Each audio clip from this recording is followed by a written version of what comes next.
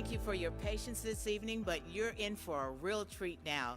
We're about to bring out two legends, one from the world of entertainment and one from the entire world.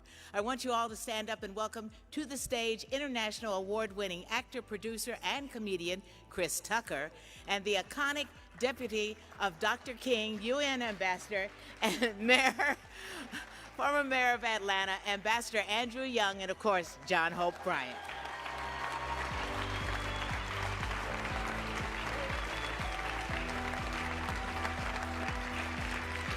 Come on now, give him some love. You push over. Give him some love now. I'm not paying him, see, I give him some love. I'm not giving him no money. I'm glad you told me to sit here, Ambassador Young, because I got on white socks. I don't want nobody to see my socks. At least you got on Stop, socks. man, I don't want them to see it. But let me just say, this is wonderful. But Chris No, Rock, no. This is wonderful. No, hold on. We got to start with, when they talked about Gee's Bend, you know that's where the march from Selma to Montgomery started? Is it? Gee's Bend, Alabama, the same women that have been making quilts in slavery. See, it was their families that showed up like us. They showed up in Selma on the wrong day. And that's why Dr. King wasn't there.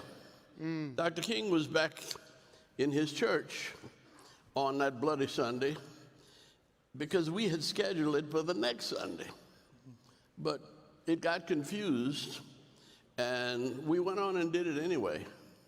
And so I just want to thank you for connecting all that is going on today with these women who've been making quilts for at least 100 years.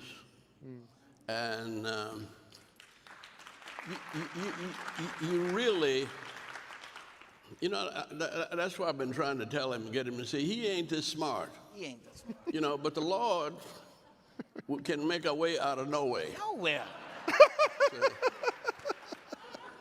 And He used to be Jamie Foxx stand-in. Well, and you used Boy, to, I'm so proud of you now. And you used to come in after Chris Rock.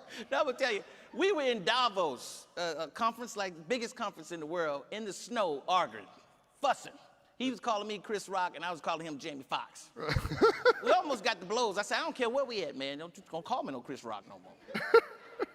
This is my buddy, though. Then I went to go get on Delta, and he got on his private jet, and that was the end of the That wasn't conversation. my jet, see. Then I'm gonna teach you financial smartness. Get a friend with a jet, a friend with a yacht, a friend with an extra, what you call it, extra part of his house you can stay in. You ain't gotta get no house. Not this day and time. You're gonna learn something today. A guest house. But here's the thing, I've learned a whole lot. Now, I need to find that lady that had them zip-up pants for folks. Look, I'm just glad they worked. I was really concerned. I don't know, but I came close because I was sitting here I've been sitting here since about 7 o'clock and listening to all of this, and I was drinking water. And then all of a sudden it hit me. And I got on my scooter and I ran around. I just barely made it. But if I'd had them 2 zippers going down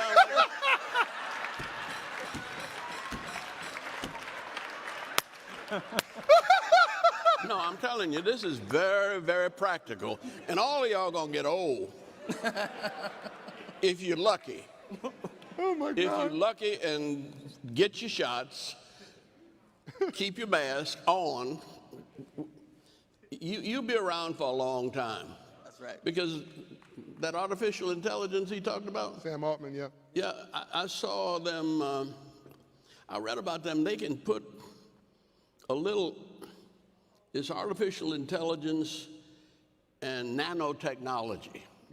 And so they can get a little something and they can put it in your vein, and the automatic technology or the auto technology will run that little thing up your veins into your heart, and they won't have to cut you open to do fix your heart.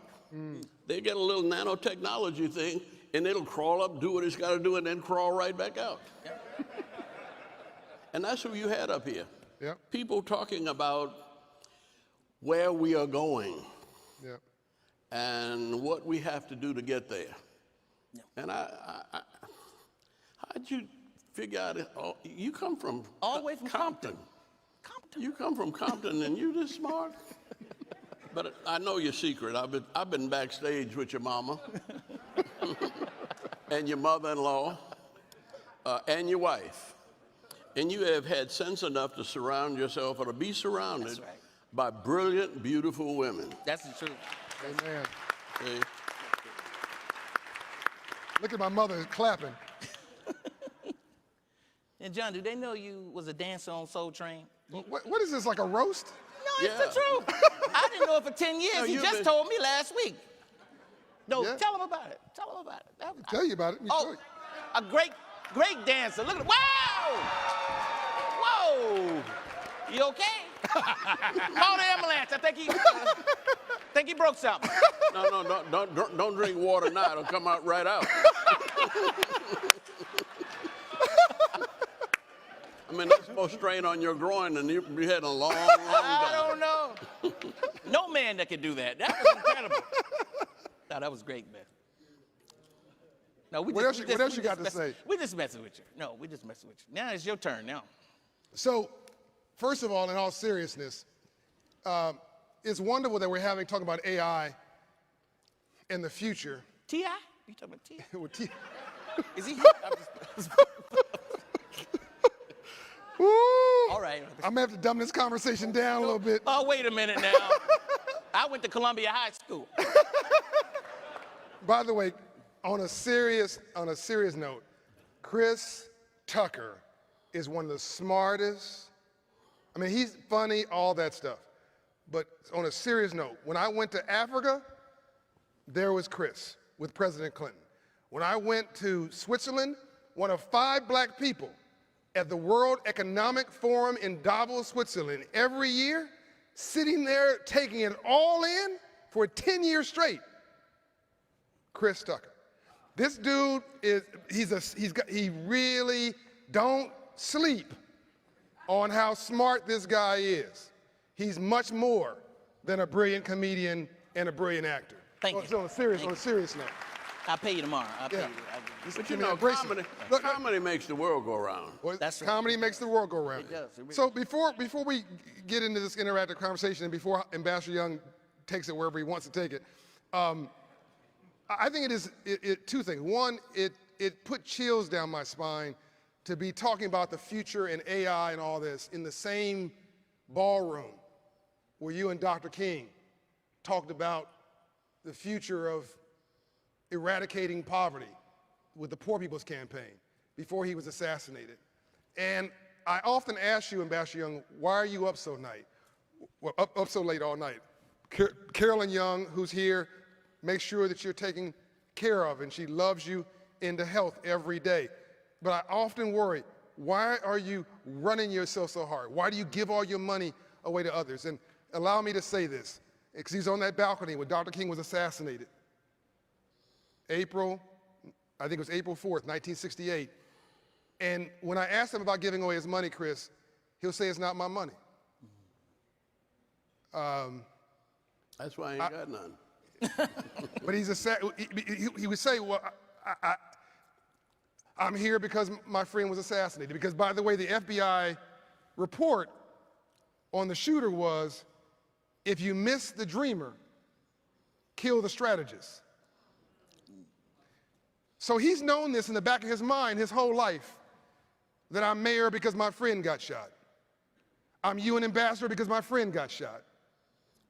I'm mayor of the city, I'm head of the Olympic Games because my friend got shot. I got this board position because my friend got shot. In other words, if he didn't get shot, he would have got shot, and he wouldn't be here. So he says, it's not mine, I'm just a trustee. I'm just giving it away, and I want to help as many people as I can, as long as I can. Do you know this man has 130 honorary doctorate degrees? Wow. 130. This is the closest. Nelson Mandela's grandson is here. Zonwin Mandela, he's on our board. He's here. Came here for Africa. He didn't come here for me. He came here for him. This is the closest you'll get to Nelson Mandela in the world. And he's right here in front of you. But let me just. No, stop. Yeah. Hold on a minute. You're gonna take it over in a minute. I want to tell you what happened that night Okay. when we were here. All right. Because Aretha Franklin was singing. Here. Yeah, supposed to be singing. But something happened with her and one of her boyfriends. And she was saying she was not going to sing. And who arose but Martin Luther King, the comedian. Wow. And they came together. Dr. King, you got to come up and talk to Reed. She's talking about, and he went up to the room and said, Reed, baby, now you can't be thinking about jumping down this hotel and messing up these white folks' lobby. They just let us in here. He said, come on now. We've been fighting all along to get in here, and you gonna cry your way. Come on, get it together. And she was really depressed. But that brought her out of it. And what she did was she picked up an ashtray and threw it at him, and fortunately he ducked. But that broke her depression. Yeah. And he said, you better come on down here and sing, baby. Everybody's here to see you. And she sang from about 8 o'clock to about 11 o'clock. Wow. And guess who was waiting to be the main speaker? Sidney Poitier. Wow. And so Sidney Poitier Denzel gets Washington of that up. Sidney time. Poitier gets up at 11 o'clock, and he said, I don't care how long you all made me wait, I was not leaving here. He said, because the last time I was here, I was in the bus station. I was a barefoot boy that had picked strawberries and tomatoes and everything from Miami all the way up the road to Atlanta. And we were supposed to get paid and then get the bus to go back to Miami and then come back up and pick peaches the next time. He said, and I sat there and I said, but I want to go to New York because I'm going to be an actor. And he said, I couldn't talk. I had a speech impediment. I didn't have any decent clothes.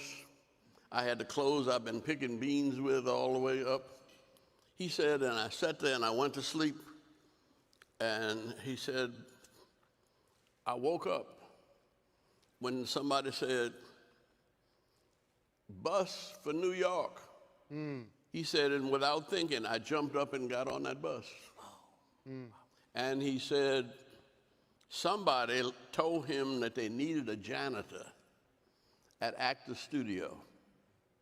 And he went there as the janitor, and he met Marlon Brando and Harry Belafonte and Wow. all of that group of actors that we all came to know, and he was the janitor.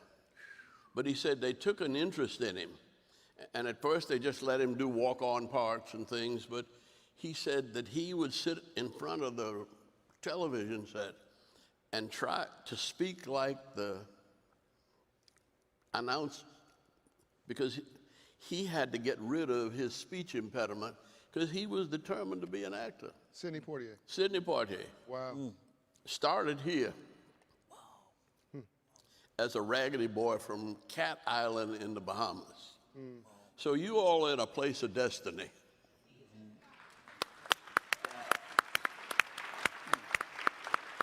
You know, when T.I., who's graced this stage with us, and he's supportive of what we're doing, when he's around Ambassador Young, he gets serious. You don't. But no. Well, I'm gonna tell you why. Because Ambassador Young is funnier than me. He's just a comedian, just like. Yeah, that's actually true. I mean, he keeps me laughing. He actually told me that we're coming out here, we're gonna rag on you. And I said, good. I've been wanting to say this stuff in public the whole time. So he gave me free range. You know, I wouldn't have said that. I'm too scared. Yeah, you ain't scared of nothing. That's one thing I love you. But this is one of my good friends, one of my buddies, one of the smartest guys I know. He's talking about me, and that's one thing I do. I don't know much, but I know to hang around smart people, and John Bryan is a smart brother, good brother, do anything for you. Every time you talk to him, can I do anything for you, brother? That's the first thing he say. Can I do something for you? And just a good-hearted guy, and I see why you're so successful. You can get me some stock in that lady that got them long drawers.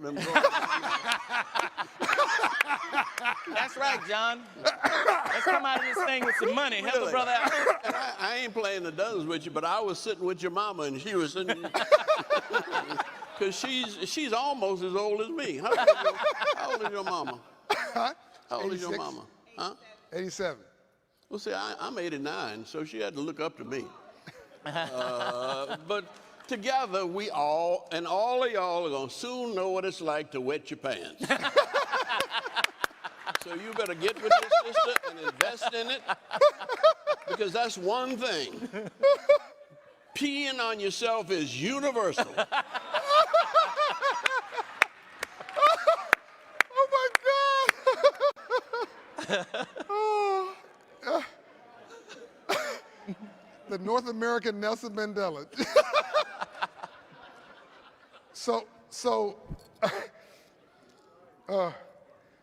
When I have, I'm trying to return this to some level of seriousness. Why you gotta be so serious? Well, why not? So, Chris, They're going to remember what I say. That's right. That's right. You get serious, they won't remember. won't Go remember. ahead. that's true. Keep up the flow. Keep it Yeah, going. I'm with you. Don't slow us down. But I do want to get at least a minute of seriousness here before we wrap. It's serious. Yeah, I know. I understand. Yeah. And get you off of me. No, so when I talk to you, Chris, and Ambassador Young late at night, what people don't know, and it's just like talking, Tommy Dortch is here somewhere, chairman of 100 Black Men. It's like my conversation with him. It's never about themselves. Huh? Nothing. He owed me $10. Yeah, he owes me 20. But he's never talking about himself. You're never talking about yourself. He's never talking about himself. And people may not realize this about you. You're always talking about, in your private moments, things that matter. And to your point, what you said about me, the only time Chris has ever asked me for something is for money for his foundation to help those less unfortunate. And he comes here, again, for free. He gave his time tonight. It's not like he's not busy. He gave his time tonight. He's done this several times. He's always saying yes for the right cause.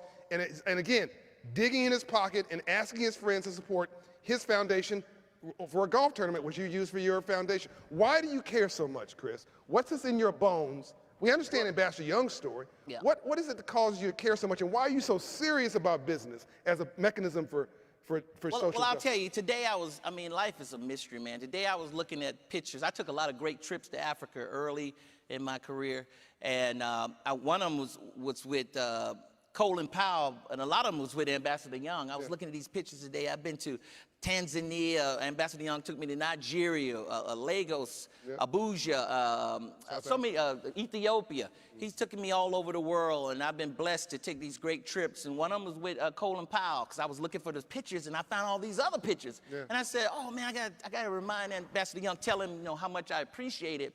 All these great opportunities that God blessed me with great men like Ambassador Young. Just say, come on, tag along with me. And I learned a lot. It broadened my perspective, because my whole thing was just be the biggest comedian in the world, biggest actor in the world, get $20 million, and you good. But I did that at an early age, and I was like, is this it? This is kind of boring. And I started taking these trips, and I started seeing how blessed we were in America, and I started seeing how less fortunate some other people were in other countries with their water supply being ruined because an animal died in Ethiopia or Tanzania. And I was like, man, there's more to the world than just acting or being whatever. So it really shook me, man. It just brought I knew it was other things more important than making a lot of money. So my mom said, you do all these trips, you've done all these trips, why don't you start a foundation and do what you want to do too to help people? So I started a Chris Tucker Foundation because my mom said, start a foundation, because she saw what my heart was, traveling all over the world, Africa and all these different places, 14 different countries in Africa.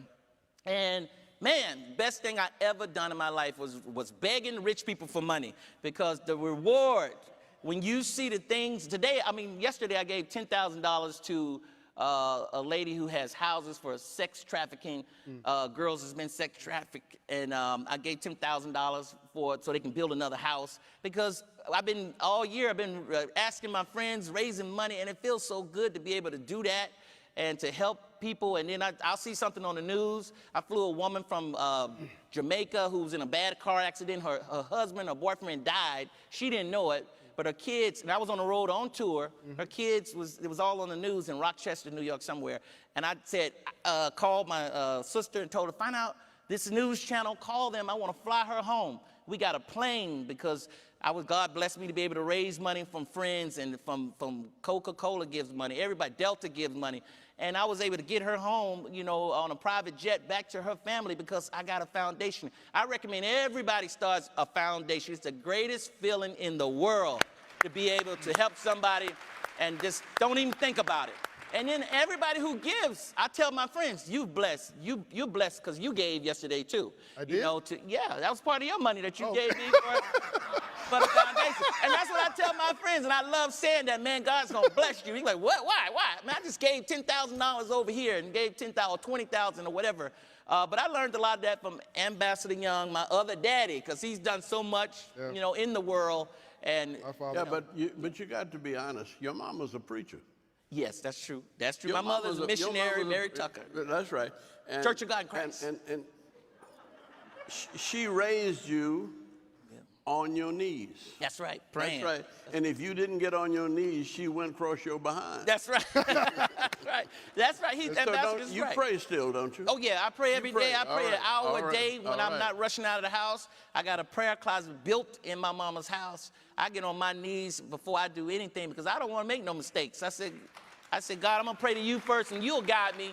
And that's how I found all these great pictures. That all these trips I took over the years, you haven't seen me a lot in the movies, but I've done some great things. I'm like the black James Bond. Y'all don't even know it. But like we talk about Davos, but being able to, they can, you know, I can never forget, they can never take these trips I've had with Ambassador Young. I always have that in my heart, in my memories with such a great man. It's just God has just blessed me. But we got more movies coming, more stuff coming. I'm gonna take it over again. Don't worry, it's coming. It's coming. You don't lose it. You just, you know, you just keep it. I was talking to Chris one day, and I said, you have a great home. And he said, I'm homeless, actually. I said, well, what do you mean you have this beautiful mansion that's dang near half a block? What do you mean you're homeless? He said, no, I'm homeless. I live with my mama. That's I my said, mama's house, yeah. What are you talking about? You live with your mama? You're a multi-millionaire, global, you know, entertainer, global movie star, global, you're even smart. I have to admit it. You're even smart. And what do you mean you're homeless? Because I bought my mama that house, and I stay in it. That's how beautiful this guy's spirit is. Thank you. Is that's his, even though he built it and it was his money and his riches, he basically said, I would be nothing if not for my mother. So that's her house. And she lets me stay there. And every Sunday, where's he at? At church with his mother, if he's not on the road. These are the stories you don't hear about people, about who they really are. Well, but if it's not your mama, it's your grandmama. Yeah. And if it's not your grandmama, it's your wife. Yeah. And if it's not your wife, it's your sister. But women make the world go round. That's true. That's true.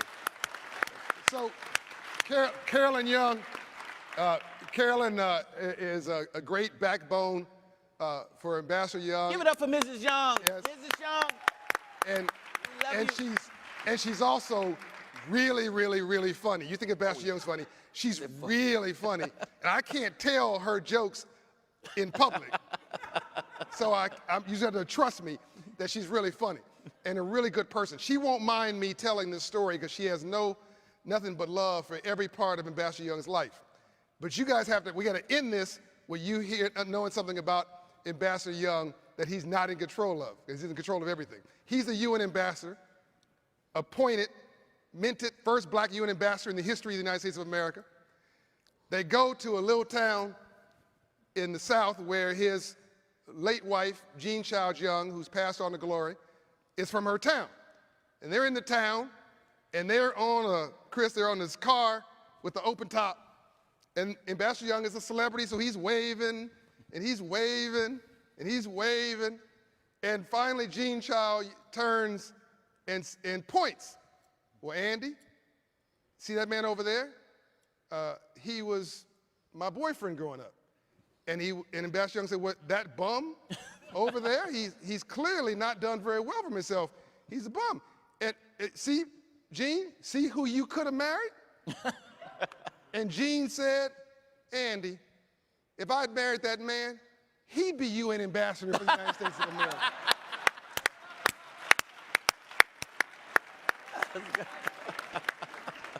That ain't funny.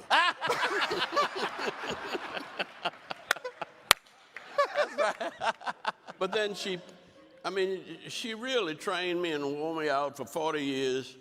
And then she found Carolyn and turned me over to Carolyn. And she'd been beating up on me for the last 25 years. And her mama came to live with us, and she was there. And now we got a crazy old dog that wants to put me out of my bed. But that's all right. That's all right. I'm going to make it. Love is work. I never seen the righteous forsaken, nor his seed begging bread. That's right. Have you guys enjoyed today? First time, we're out of time. We've exceeded the clock. This is the first time all of us been out in 2 years. So we having a bit of a love party here. Well, I'm going to keep a promise that pastors know well. Be good, be quick, and then be gone. So we're about to let you go because you never want to be the old guy in the club. We're going to let you go home. And I'm going to let Ambassador Young close us out as only he knows how. And Chris, why don't you say your final words, and we'll turn it over to him. But I hope you guys have enjoyed this return, this beginning of the return to some normalcy in our lives, over the rounded to it. We're going to get through it. Not even, as my wife would call it, an invisible monster like COVID is going to keep us down. We are going to rise again and meet the moment. Yep. Chris? I just thank you guys for having this here, John. Thank you for having this conference here. It's so important. Like I told you, I go to a lot of them. I go to Mike Milken's conference.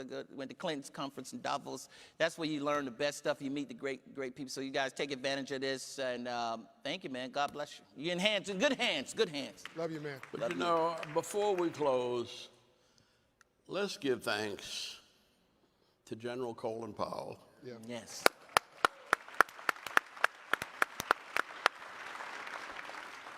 And let's thank the Lord Hallelujah. Thank you, Lord. for raising him up in the Bronx from Jamaican parents and helping him to get through City College in New York. And he came down here as a lieutenant in Fort Benning, Georgia. But then he spent 2 terms in Vietnam. Not as a general, but he won the Purple Heart twice. And that's because he got wounded. And so one of the reasons why his body was not able to struggle with this virus is the sacrifice of his body for most of his 84 years in the service of this nation. And he was a warrior that made war to create peace. And he did it. And he continued doing it. And he's one of 3 people that I have admired all my life, practically. And first was Ralph Bunche, who we don't know much about, but Ralph Bunche gave us the United Nations. It came out of his brain. And he was a boy so poor when he got to Los Angeles that he couldn't ride. He wouldn't waste a nickel on the streetcar. He ran down with his grandmama to get into school, a public school in Los Angeles, and became the Deputy Secretary General of the United Nations, and really wrote most of the stuff that helps keep the world together today. And of course, you know Martin Luther King. And I was sitting there with him on the veranda, and the shot rang out, and it was obvious that he didn't even hear it. It cut through the tip of his chin and severed his spinal cord. So his body probably felt no pain. But my reaction was, damn, you can't go to heaven and leave us in hell. You can't do that. And I realize now, 58 years later, that he really didn't. He's still with us. And we are here where he was 50, 60 years ago. And we're carrying on that work, and it's no accident that G's Ben and Etsy are still with us, still feeding the hungry, clothing the naked, healing the sick, and setting at liberty those who are oppressed. And God has blessed us with the ability to keep on keeping on. So take your blessings and go home and get down on your knees and thank God for them. And then wake up in the morning and keep on spreading them all over this planet. Yes, sir. Ladies and gentlemen, And go Braves! Go Braves! Braves won tonight. 3-0, baby. on behalf of Ambassador Young and Carolyn Young and myself and Shatra Dalton Bryant and even Your mother. Chris Tucker, have a good evening. The night We is love over. you. Thank you.